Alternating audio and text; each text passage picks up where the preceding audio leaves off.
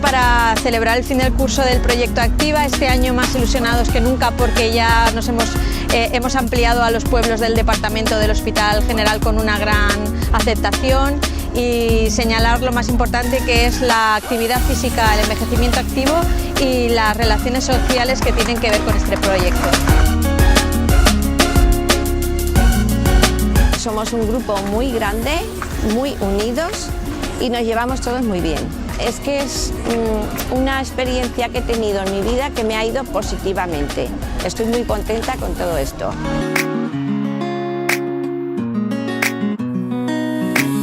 Las personas que están participando se están conociendo, están creando una red de apoyo, están mejorando su salud física, pero su salud psíquica también.